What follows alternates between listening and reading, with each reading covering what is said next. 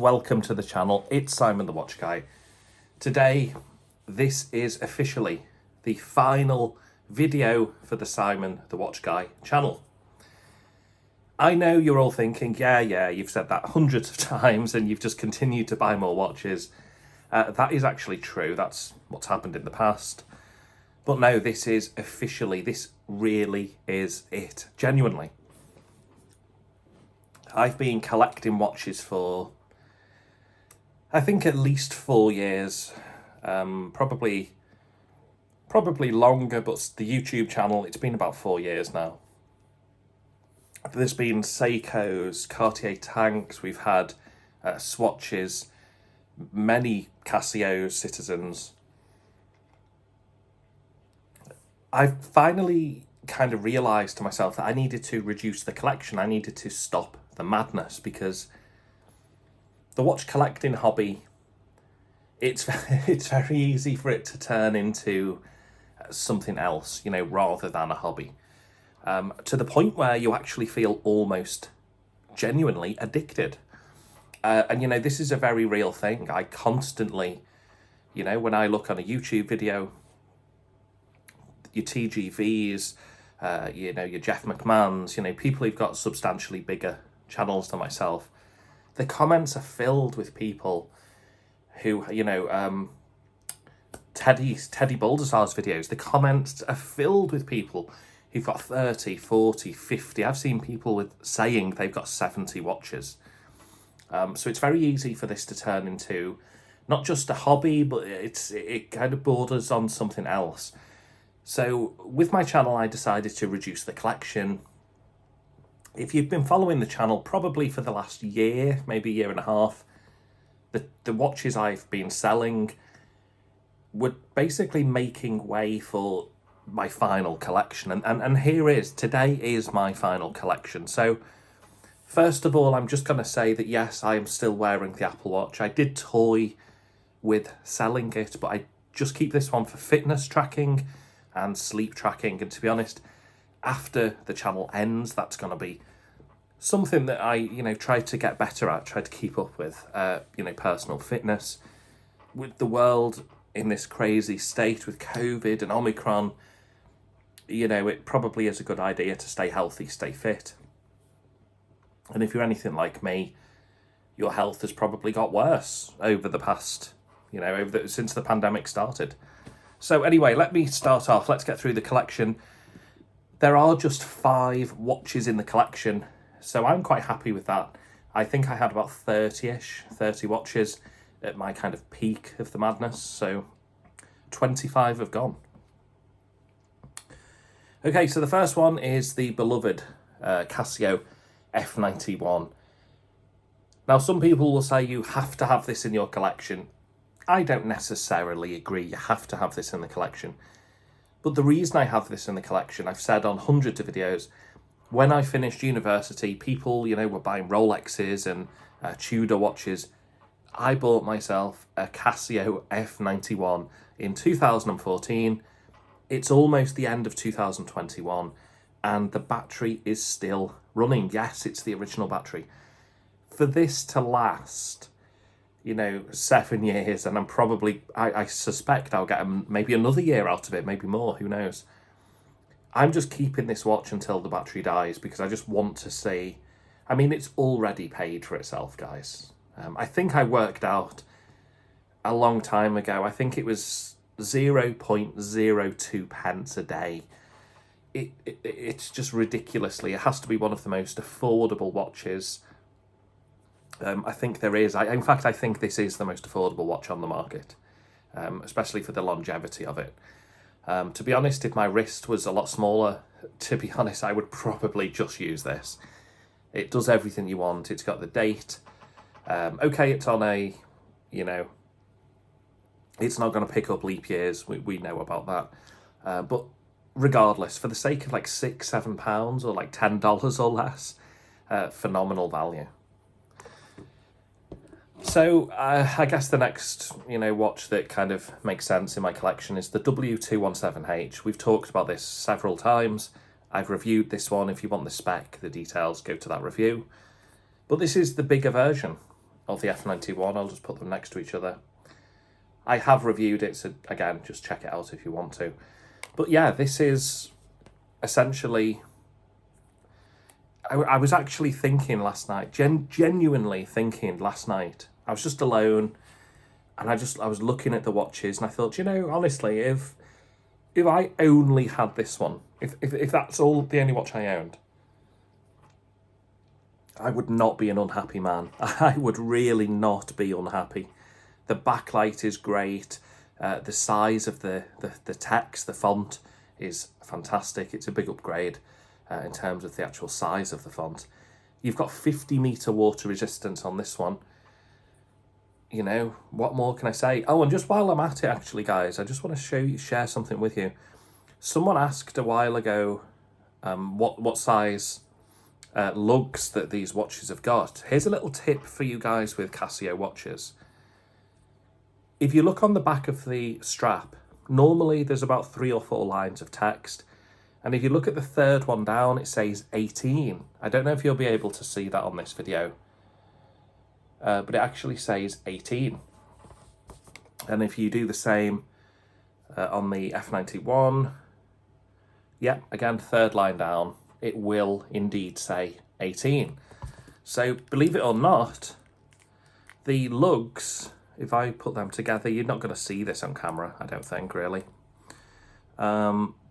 But yes, as it says on the strap, the W217H and the F91, they're actually, despite the size difference, you just naturally think the lug size would be bigger, but no, they're both using an 18mm lug width.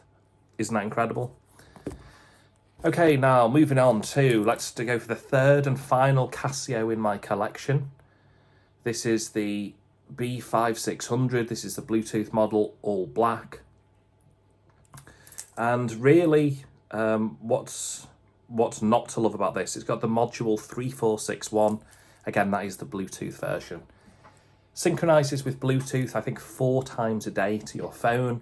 If it can't get to your phone, it'll go and try and get the multiband 6, the atomic time.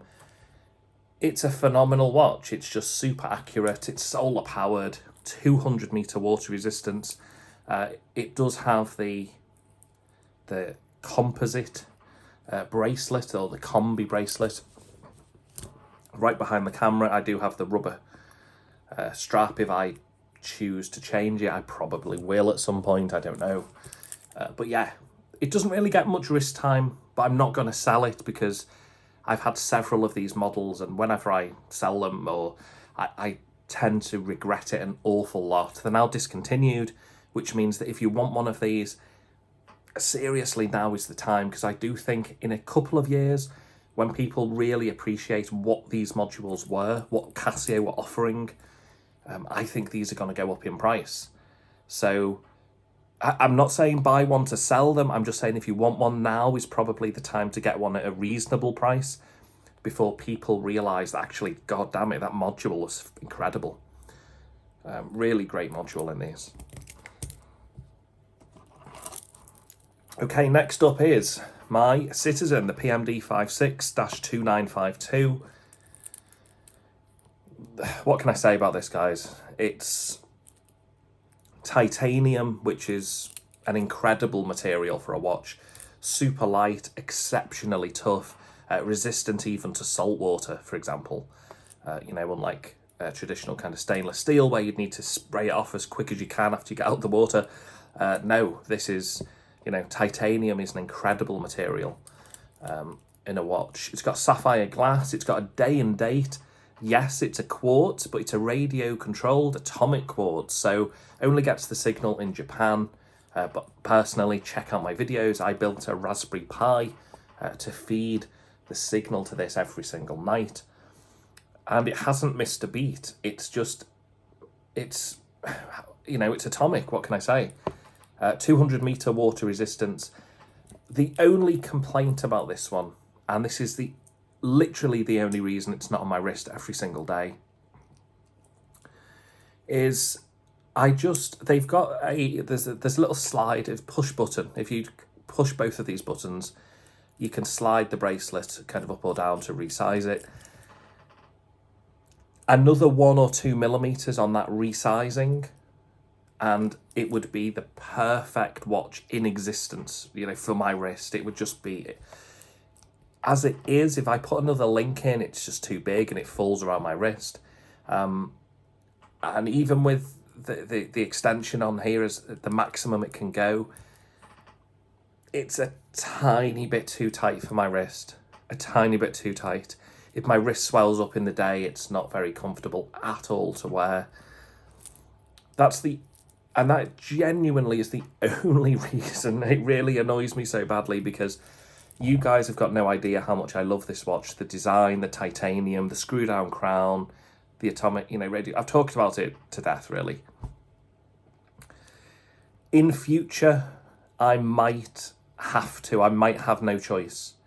I might have to get another titanium bracelet with a different sort of different.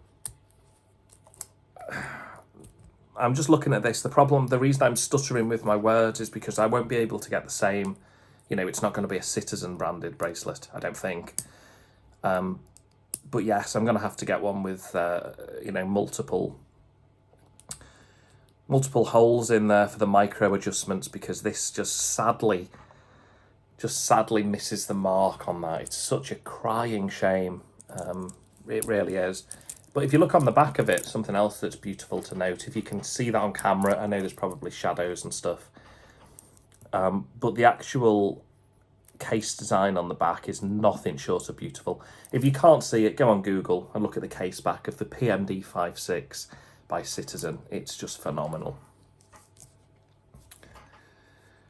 And now, guys, I bring you to the final watch. This is the fifth and final watch. We've had the F91, the W217H, we've had the Casio G-Shock B5600, and we've just had the Citizen PMD56, also the Casio, the Apple Watch. Now is the Golden Tuna, the Seiko Golden Tuna. Some people call it the Tuna Light. Yeah, I don't take any offence to that whatsoever, because it kind of is a smaller, lighter version. But don't let that make you think that this is less quality. It's like it's light on quality, because it really isn't. Yes, it doesn't have a ceramic shroud, and yes, it's stainless steel, not titanium. However, for the price of this, you are getting a classic design. You're getting the fantastic loom, which actually lasts all night, surprisingly. I know it's Seiko loom, but, this watch is 2 years old. The serial number on the back begins with a 9. So this is, 2019. Okay, it's new old stock. However, it's just phenomenal. It's got a screw-down case back, Tsunami logo on the back. You've got the screw-down crown. And here's a fun fact about this one, guys. On the Atomic Citizen, as soon as the second hand hits midnight, the date changes over instantly, straight away. It takes about 10-15 seconds to do the change, but it starts changing over the date. I actually stayed awake last night, and I'm going to put a video in of this Seiko. And you can actually see at what time the date flips over. I can't remember it off the top of my head, but I'll put this video in. I'll kind of layer it on top. And it's about 7 minutes past the hour. Something like that. As soon as the second hand hits, I think the 7th second or the 10th second, bump, it flips over. So that's a sign of actually quite a good quality movement. It doesn't take too long for the date to flip over. Solar powered V157 movement, kind of rock solid at this point. Not heard any complaints about them at all. What more's to be said? It does have 3 gold screws if you really wanted. Some people unscrew it and they put a metal shroud on. I'm not that guy. I am the kind of person who likes to leave a watch as it was intended by the manufacturer. With the exception of G-Shocks, when they've got a negative display, that's the only mod I will make. I'll just turn it into a positive display. But even then, I don't like to do it. I just feel like I have to. But I generally like, that's the way it was designed. That's the way it was intended. I I'm happy to leave it like this. But this is just a fantastic watch.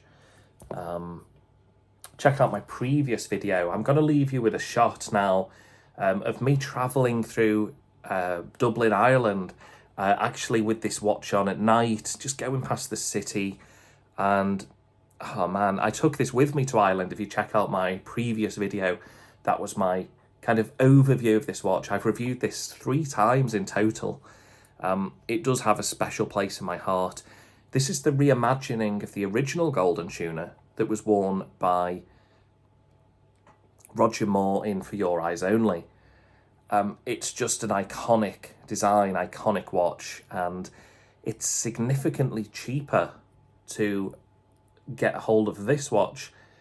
I know this is discontinued, but at least even now, actually, it's cheaper to get hold of this watch even now than it is to get hold of, you know, the kind of original or the exact sort of reissue of the golden Tuna. They're upwards of £1,000, you know, well over $1,200. Yes, they're 1,000 meters water resistant, and yes, there's titanium, and I do think they have the ceramic shroud and the 7C46 movement, quartz movement. However, guys, for the vast majority of us, this will be fine, especially if we take it diving, or if we just, you know, we're desk divers, we just sit at our desk all day. Either way, it will be perfect for the majority of us. Only downside with this one, I've said it on a couple of the reviews I've done of this watch. Sometimes when you put this buckle on at the end, just through the day, it'll just wiggle, and it'll sort of end up like this. And that's sometimes how it ends up. So what I tend to do is I put the gold buckle as far down the watch as it can go. That seems to stop the problem. If you're the kind of person who likes the buckle up there, yeah, guys, that's the only downfall of this watch. It's just going to eventually come out like this. It's such a shame for me, Casio. Well, I keep saying Casio. It's such a shame that Seiko didn't include just kind of like a little stainless steel piece, just that would kind of clip in to, you know, the actual holes in the silicone strap. If they did that just to make it more secure, that would have been out of this world. I mean, that would have took this into a whole different level. But as is, this rivals things like the NY0040, you know, the Orient Ray, maybe even the Mako. And in my opinion, is it better? Yes, it's 100% definitely better than the Orients. Is it better than the NY0040? In terms of sheer design, I'm just going to say yes. In terms of actual, you know, quartz versus automatic, it's kind of horses for courses, really. Is the Loom better than the Citizen NY0040? I'm going to give it to the Tuna. Yes, I think it is. I've owned both, you know, multiple times. I bought and sold both and bought them back. But yes, the Tuna gets it. So that makes it into the final collection. So I'm just going to end out this video by showing you these watches sort of side by side. These are the ones that have made it into the final collection. So we start from, for me, it's, I'm going to start as right to left, but for you, it might be left to right, I think. We're going to start with the Citizen, the PMD 5.6, which is actually upside down. Let me change that for you. So Citizen PMD 5.6, the G-Shock B5600, the W217H, we've got the F91W, and we've got the Seiko Tuna. Isn't it ironic that all of these are Japanese? We've got the 3 Casios, and then we've got the Citizen, and we've got the Seiko. It's really interesting to me how I, you know, went with Swiss watches and I've ended up with all Japanese. It's just, I've just realised that as I'm filming. And yeah, the Apple Watch, as I say, purely for fitness. Once the F91 battery dies, that's goodbye to the F91. So the official collection will be just down to 4.